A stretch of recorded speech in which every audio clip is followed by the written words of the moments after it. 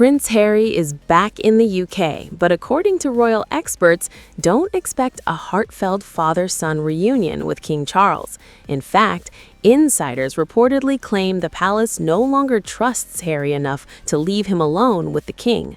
Any possible meeting, they say, will be carefully scripted, closely supervised, and managed down to the very last minute.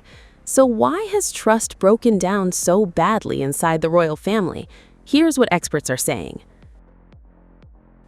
This isn't just another chapter in the ongoing royal feud. According to palace insiders, as reported by multiple outlets, any meeting between Prince Harry and King Charles is no longer being treated as a private family matter. Instead, it's being viewed as an institutional risk, one that could affect the monarchy itself. As per reporting by Fox News, British royal expert Hilary Fordwich believes palace courtiers are expected to manage every second of any interaction between Harry and Charles, from deciding who will be present to how long the meeting lasts and even what topics are discussed. Every detail could reportedly be planned in advance. Another royal commentator, Kinsey Schofield, told Page Six, the king's private secretaries are also known to remain on standby, ready to step in if a conversation becomes uncomfortable or a difficult request is made, ending the meeting by reminding the king that his next engagement requires additional travel time and that he needs to leave. During meetings, a housemaid or butler serving tea may intentionally linger rather than immediately leave the room, she explained. It is the king and his courtiers who have carefully strategized how to engage with Prince Harry, often ensuring there are subtle witnesses in the room. So, why all the precautions?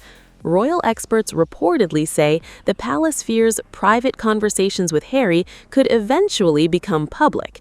After years of television interviews, the Oprah special, Harry's Netflix series with Meghan, and his memoir Spare, many within the institution reportedly believe confidential discussions can no longer be guaranteed to stay private. According to insiders, palace aides worry that Harry could unintentionally or intentionally share private conversations, ask difficult questions that reignite old tensions, or create fresh headlines that could embarrass the monarchy. As a result, officials are said to be treating every meeting as a constitutional issue rather than simply a family reunion. Royal expert Kinsey Schofield summed it up by saying that 6 years ago, this was simply a family dispute. Today, she says, it's become an institutional risk assessment. The palace, according to her, is focused on protecting the crown first, even if that means limiting opportunities for emotional reconciliation. But the trust issues don't end there. As per reports, Harry himself has repeatedly accused what he calls the men in gray suits, a reference to senior palace courtiers, of standing between him and his father. He believes advisors have frustrated his attempts to rebuild their relationship and made genuine reconciliation more difficult. That has created what many experts describe as a vicious cycle. The palace allegedly limits Harry's access because it doesn't fully trust him. Harry then publicly criticizes palace officials for blocking him. Those criticisms further deepen the palace's concerns, making future meetings even more tightly controlled. The timing couldn't be more delicate.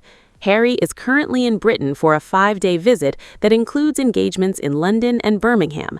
Meghan Markle and their 2 children did not accompany him after concerns surrounding security arrangements during the trip. Even before Harry arrived, controversy erupted over accommodation. Harry's spokesperson claimed an offer for him to stay at Buckingham Palace had been withdrawn last minute after he formally accepted it. Palace sources disputed that version of events, insisting Harry had failed to respond before the original deadline and that arrangements had already changed by the time he accepted. Royal experts believe these conflicting public statements only reinforce the palace's concerns. Every disagreement that plays out in the media, they argue, makes rebuilding trust even harder. According to commentator Richard Fitzwilliams, the contradictory briefings highlight just how deep the mistrust has become between both sides. Despite everything, experts believe King Charles still wants a relationship with his youngest son and perhaps even with his grandchildren. But they also say the king's advisors are determined to protect both the monarch and the institution. That means emotional considerations may no longer come first. Importantly, none of these claims have been officially confirmed by Buckingham Palace. Much of the reporting is based on comments from royal experts and unnamed insiders speaking to international media. However, the consistent message remains the same. If Harry and Charles do meet, it is unlikely to be a completely private conversation. Whether this visit finally opens the door to reconciliation or becomes another chapter in the royal rift remains to be seen. But according to those watching the monarchy closely, one thing has changed dramatically. This is no longer just about a father and son. It's about an institution trying to protect itself, while trust within one of the world's most famous families continues to crumble.